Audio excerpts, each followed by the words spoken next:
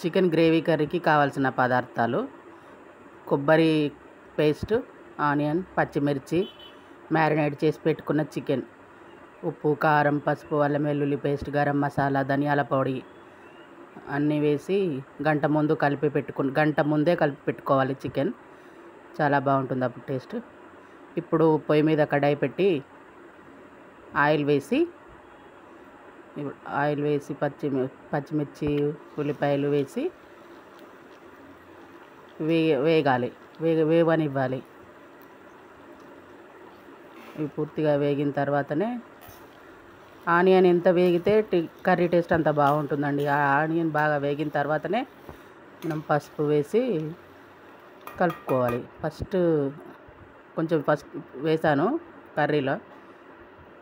First marinate చేసేటప్పుడు చికెన్లో వేసాను. ఇప్పుడు ఇంకా 1/2 స్పూన్ పసుపు మళ్ళీ వేసి కలిపి కాసేపు ఉల్లిపాయలతో పసుపుని మగ్గనివ్వాలి. మగ్గిన తర్వాత మళ్ళీ ఇందులో మ్యారినేట్ చేసి పెట్టుకున్న చికెన్ వేయాలి. ఆయిల్ కొంచెం ఎక్కువ పడుతుందండి చికెన్కి. చికెన్ కర్రీ అట్లాగైతేనే బాగుంటుంది. మళ్ళీ గ్రేవీ కర్రీకి మ్యారినేట్ చేసి పెట్టుకున్న చికెన్ వేసి కలిపి బాగా కలపాలండి. ఇక ఆనియన్, ఆయిల్ అన్ని చికెన్ పట్టేలాగా కలపాలి. కలిపి కాసేపు మగ్గనివ్వాలి. కలిపిన తర్వాత కొబ్బరి పేస్టు కొంచెం వాటర్ వేసి చేసుకుంటే బాగుంటుందండి. పేస్ట్ స్మూత్గా వస్తుంది. కొబ్బరి పేస్ట్ వేస్తే చికెన్ గ్రేవీకి, ఫ్రైకి అవసరం లేదండి. గ్రేవీకి మాత్రం కొబ్బరి పేస్ట్ వేయాలి. కొబ్బరి పేస్ట్ వేస్తే చికెన్ గ్రేవీ చిక్కగా వస్తుంది, మళ్ళీ టేస్టీగా ఉంటుంది. చికెన్ బాగుంటుంది.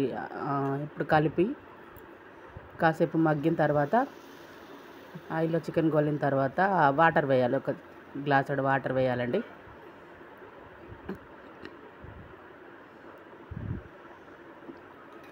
ఈ వాటర్ కొంచెం గ్రేవీ కోసం, చికెన్లో గ్రేవీ వస్తుందండి. మాడకుండా ఉంటుంది, గ్రేవీ వస్తుంది. ఇలా కలిపి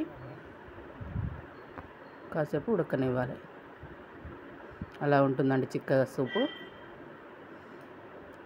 కొబ్బరి పేస్ట్, ఈ మసాలాలు వీటన్నిటి వల్లనే చిక్కగా ఉంటుంది సూపు. ఇప్పుడు కొత్తిమీర వేసి ఫైనల్గా